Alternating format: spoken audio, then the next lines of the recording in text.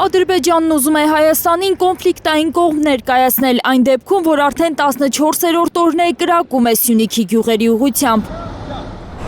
Բաքուն Երևանից նորից ականապատ տարածքների ճշգրիտ քարտեզներ է պահանջում, պնդելով, թե իրենց փոխանցված քարտեզների ճշգրտությունը 25% է եղել։ Ադրբեջանի արտգործնախարարության խոսնակ Այխան Հաջիզադեն հայտարարել է, թե ականների հարցում Հայաստանի այս մոտեցումը ևս մեկ հետքայլ է հետկոնֆլիկտային փուլում, տարածաշրջանում խաղաղության և վստահության ամրապնդման միջոցառումների ուղղությամբ։ Իմ խորին համոզմամբ այս ընթացքում հատկապես Ադրբեջանի խնդիրը ոչ թե այն է, որ Հայաստանից ինչ-որ հավելյալ քարտեզներ ստանա եւ այլն, այլ իր հիմնական եւ կարևորագույն խնդիրը այն է, որ հնարավորինս համոզիչ կերպով միջազգային հանրությանը ներկայացնի Հայաստանի Հանրապետությանը որպես դեստրուկտիվ կողմ, որպես կողմ, որը հետաքրքրված չէ խաղաղությամբ,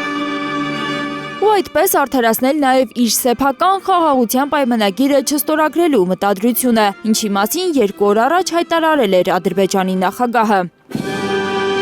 Խաղաղության պայմանագիրը ստորագրելու 2 նախապայմանները նորից էր կրկնել Ալիևը։ Հայաստանը պետք է փոխի սահմանադրությունը ու պաշտոնապես դիմի ԵԱՀԿ Մինսկի խումբը լուծարելու համար, հայտարարել էր Ալիևը ու գնդակը նետել Հայաստանի դաշտ։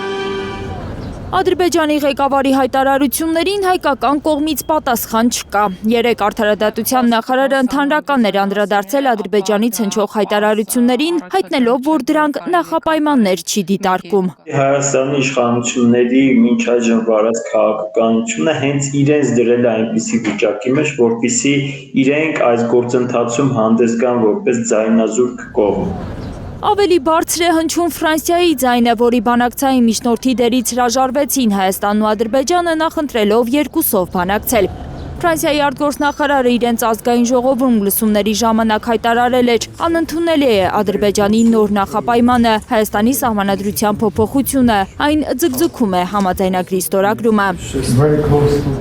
Բաքուն պատասխանել է, թե սահմանադրության փոփոխությունը նոր նախապայման չէ, 2 տարի է քննարկվում է։ Ֆրանսիան, որը բավականին կայացած պետություն է, որը աշխարհի առաջատար պետություններից մեկն է, հստակ գիտակցում եւ արձանագրում է հանգամանքը, որ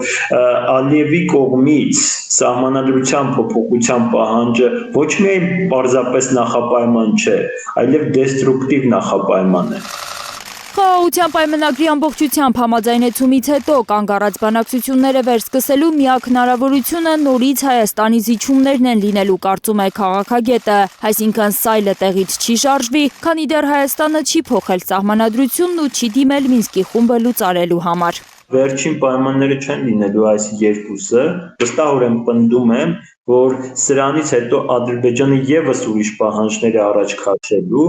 որոնք ևս նույն սցենարով փորձելու է հարկադրել Հայաստանին։ Սրան պետք է հակադրել միջազգային ճնշման մեխանիզմը, կարծում է քաղաքագետը, աշխատել գերտերությունների հետ, որ նրանք պարտադրեն Ադրբեջանին ստորագրել։ Հակառակ դեպքում Բաքուն շարունակելու է պահանջներ ներկայացնել ու դրանք զուգորդել սահմանին կրակոցներով, ակնարկելով, թե ամեն պահի կարող է ուժով ստանալ իր ուզածը։